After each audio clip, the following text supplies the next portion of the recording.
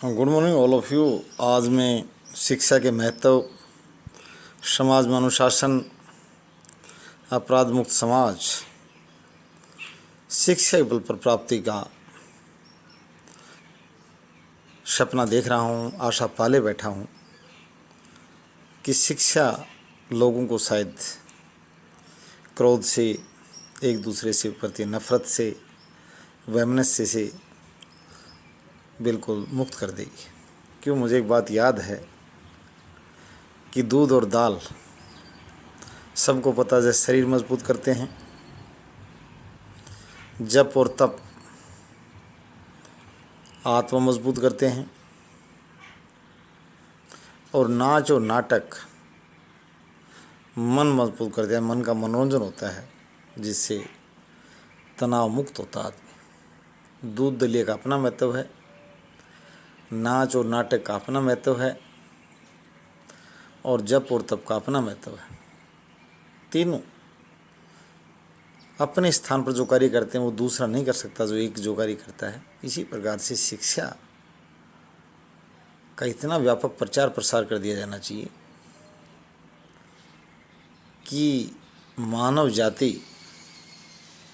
को सुखी, संपन्न, समृद्ध और शांत, अंत में एक बात कहूँगा, शांत भी आवश्यक है। कहीं भी स्वर्ग के जो दर्शन और जो भाव या महसूस जो होता है वो वहीं होता है जहाँ शांति है। हम पार्कों में जाते हैं, चिड़िया चहचहाती हैं, कितना अच्छा लगता है। बड़े बड़े भवन हो सकते हैं, बड़ी बड़ी हवेलियाँ हो सकती हैं, परंतु उनमें वो पक्षियों का चहकना नहीं मिल सकता जो एक पेड़ों के बीच में एक बगीचे मिलता है। तो शिक्षा के प्रति सभी सब प्रेरित भी हों। मैंने और दिन भी कहा था कि शोध के प्रति प्रेरित हों। मैं बार बार कह रहा हूँ, बहुत बड़ी संख्या में जो हमारे जो साथी बैठे हैं, जो बच्चे बैठे हैं या जो बड़ी उम्र के हैं, शोध की कोई उम्र नहीं होती। मुझे याद है पूर्व प्रधानमंत्री डॉक्टर मनमोहन सिंह जो है, ये पंजाब की एक यूनिवर्सिटी में इकोनॉमिक्स के चेयर संभाले बैठे थे। अभी दूसरी टर्म जो प्रधानमंत्री पूरी होने के बाद 80 को पार करने के बाद, तो ये कोई आयु नहीं है। हरियाली और पढ़ाई कहते हैं, पेड़, पढ़ाई, पानी और पैसा। आज ये एक भारतीय जनता को कभी लाल बहादुर शास्त्री जी ने नारा दिया था, जय जवान जय किसान। उसके बाद में उनसे भी पहले पंडित जवाहरलाल नेहरू ने नारा दिया था, जी और जीने दो। और उनसे भी पहले जो नारा दिया था सुभाष चंद्र बोस जी ने, कभी दिल्ली चलो तुम मुझे खून दो मैं तुम्हें आज़ादी दूंगा। और उनसे भी जो पहले का नारा अगर भगत सिंह जी का कहा जाए तो इनकलाब जिंदाबाद। और आगे अटल बिहारी वाजपेयी जी का नारा था, जय परमाणु विस्फोट के उपरांत जय जवान जय किसान जय विज्ञान। तो आज सभी के जहन में जो बालिग हैं 18 वर्ष से ऊपर के हैं, वो सभी नागरिक की श्रेणी में आ गए। सक्षम नागरिक यानी मैं समझदार नागरिक, यानी नागरिक तो जन्म के साथ ही नागरिकता मिल जाती है, परंतु उससे पहले नाबालिग है वो, यानी उनसे सभी अपेक्षा नहीं की जाती कि उनके द्वारा के कार्य को मान्यता नहीं है कानूनी रूप से। 18 साल से छोटे को ना समझ माना जाता है।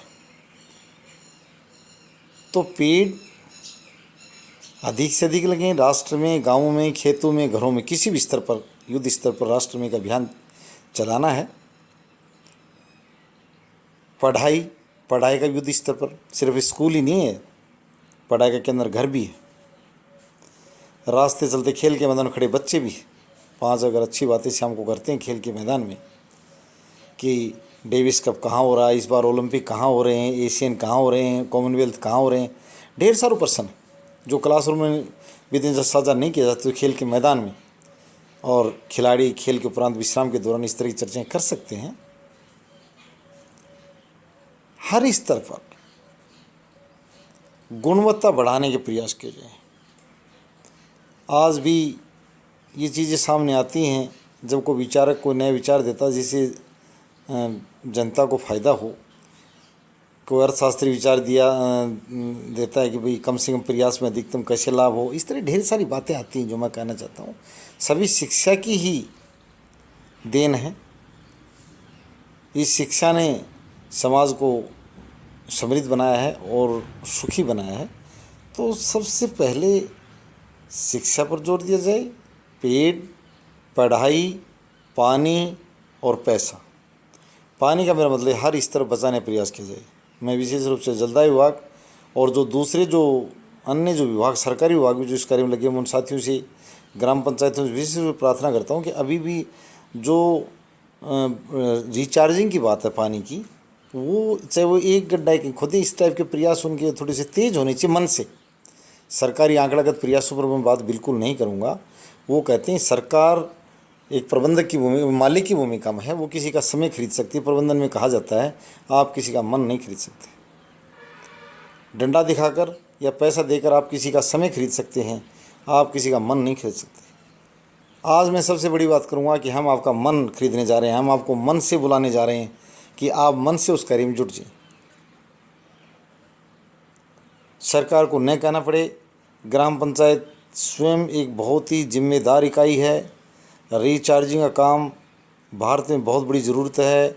सरकार बड़ी धनराशि आवंटित कर रही है, मैं ये बता रहा हूँ, पर रिचार्जिंग के कार्य को जलदाय विभाग और जो दूसरे प्रकार के जो विभाग हैं किसी प्रकार से एक बार उसका अच्छे से प्रचार प्रसार कर दिया जाए कि रिचार्जिंग कैसा होता है। रिचार्जिंग का कार्य हमारे यहाँ कम हो रहा है। इससे क्या है, बार बार ये तो आतंक अखबार के माध्यम से हमें पढ़ने और सुनने में मिल जाता है कि जो भूमिगत जल नीचे जा रहा, परंतु ये चर्चा बहुत कम मिलती है। अगर उस वाटर को जो छप जो चप्पलों में और गाड़ियों टायरों में जो जाता है बरसात के दिनों, और ये कोई बहुत बड़ा कार्य भी नहीं है। ग्राम पंचायत आजकल मनरेगा जैसी इकाइयों के माध्यम से इतना उसके पास संसाधन है कि रिचार्ज के लिए पाइप वगैरह डालकर और जहाँ भी जल इकट्ठा होता है उसके माध्यम से उस जल को भूमि की सतह के अंदर भूमिगत पहुँचाया जा सकता है, जिससे सदियों के लिए वो पानी जो है वो हमें लाभ देता है, हमारी प्रकृति को ज़िंदा रखता है, मानव जाति की अस्तित्व को ज़िंदा रखता है। तो रिचार्जिंग को बढ़ावा दिया जाए, हर स्तर पर दिया जाए। और ये तो बहुत सामान्य बातें हैं कि मैं इस चैनल से क्या चर्चा करूँ कि नल चल रहा बंद कर दो, नल को खुला मत छोड़ो, वेस्ट मत। ये तो पढ़ा लिखा नागरिक सब तो उस चीज़ को समझ जाएगा। जब जो शिक्षा प्रचार प्रसार होगा ना, इतनी ज़्यादा ये बातें साझा करनी, जवाबदेह नागरिक सुबह शाम तक उसकी जो 50 क्रियाएँ हैं वो सभी जिम्मेदारी से भरी होती हैं, एक की बात नहीं है। हर क्रिया उसका वो केले व छिलका भी उसमें डस्टबिन डालेगा, कचरा भी डस्टबिन डालेगा, हरे वाला हरी जो डस्टबिन रखी है हरी के लिए उसमें डालेगा, सूखा सूखी वाले में डालेगा। वो मैं कई बार दिल्ली में देखता हूँ कि वहाँ जो जागरूक नागरिकों का जो मोहल्ला सा होता है, जागरूक नागरिकों का, तो ये क्रिया स्वतः करते हैं। उनकी आदत का हिस्सा बन चुका, उनकी समझ का हिस्सा बन चुका। उनको किसी के वहाँ इशारे की, डंडे की या जुर्माने की ज़रूरत नहीं है। वो लोग स्वतः अपनी क्रिया अच्छे समझते हैं, करते हैं। उनको पता है कि अगर बाहर ये छिलका गिरा, इसी तरह छिलके गिरते रहेंगे तो बदबू बन उठेगी, और वो बदबू एक प्रकार से हमारे खुद के लिए ही नुकसानदेह होगी। तो पेट, पढ़ाई, पानी और लास्ट में पैसा यहाँ मैं मितव्ययता की बात करूँगा। उस मितव्ययता की हर स्तर पर ज़रूरत है। बचत जो है वो राष्ट्रीय विकास के लिए, घरेलू विकास के लिए, सबसे पहले व्यक्ति के विकास की बात कर लूँ मैं। वो व्यक्ति का विकास धीरे धीरे वो पारिवारिक विकास और राष्ट्रीय विकास अपने आप तब्दील हो जाता है, बदल जाता है। तो बचत बहुत आवश्यक है। कर्जदार व्यवस्था ज़्यादा बढ़ाना अच्छी नहीं है। बचत का यही मतलब है कि हम अनावश्यक व्यय ना करें। बचत का मतलब इससे अलग कुछ भी नहीं है। इकोनॉमिक्स के टर्म में ये है, जो आय है और व्यय है उसके अंतर को बचत कहते हैं, और वो बढ़ाया जाए। किस प्रकार से बढ़ाया जाए? हमारी फिजूल खर्ची सबसे बड़ी तो देखने में ये आ रही है कि जैसे ये जो सामाजिक समारोह है, हालांकि अभी हमारे लोग मानसिक रूप से तैयार नहीं है, न ज़्यादा इन बातों को पसंद करते जाए, उनकी इकोनॉमी डाउन ही हो रही हो। एक देखा देखी का जो भाव है उसने मैं थोड़ा सा इसको उसमें कार्ल मार्क्स और ग्रेम्सी वाली बात पर आया। ग्रेम्सी ने भी आगे बढ़ाया था अपने जो रिसर्च पेपरों द्वारा। उन्होंने कहा कि धनी वर्ग जो है वो आम नागरिकों को अपनी संस्कृति अडॉप्ट करने को तैयार करता मानसिक रूप से। अब मैं कहूँगा यदि वो ज़्यादा समृद्ध वर्ग, उनकी थ्योरी है, उनसे हम पूर्ण रूप से सहमत हुए ना, वो अलग बात है। जरूर नहीं कि उनके कोई कथन कोई ईश्वरीय वाक्य नहीं, मैं ये बात नहीं कर रहा हूँ, परंतु उनके आंशिक असर होता है उनका। जैसे आंशिक नहीं, जैसे 60% को भी अगर पार होता है 50 से ऊपर, तो भी मैं ये कहूँगा कि उसको सफल माना जाएगा, या कम भी हो सकता है, ये कोई ज़रूर नहीं। वो तो किस प्रकार के समाज में उसको अप्लाई की जा रही थ्योरी पर, वो आंशिक हो या बड़ी मात्रा में, वो तो बाद में वहाँ उसको अप्लाई करने के बाद उस थ्योरी को पता लगेगा। तो मैं ये पेड़, पढ़ाई, पानी और पैसा, एक तो आज ये मैसेज प्रसारित करूँगा। और पैसे के मामले ये कहूँगा कि आपको अपने आप को बड़ों की नकल न करके, बड़ों का है मतलब बड़ा मुँह नहीं, बड़ा कद नहीं, बड़ा सम्मान नहीं, बड़ा वरना कोई बड़ों का मतलब मैं यहाँ इकोनॉमी की वजह से बता रहा हूँ आपको। इकोनॉमिक्स में किसी व्यक्ति के पास को अरबपति आदमी है, 100 करोड़ का मालिक है, जरूरी नहीं 1 करोड़ वाला उसकी नकल करे, नहीं। और वो 100 करोड़ वाले को भी ज़्यादा नहीं करना चाहिए। अब फिर तो चाहे वो खरबपति हो, किसी का अच्छा नहीं है, गाड़ियों का प्रयोग कम से कम करें, पैदल चलना सीखें, साइकिलों का प्रयोग करें, इससे प्रदूषण और तेल की बचत। तो इस तरह छोटी छोटी बातें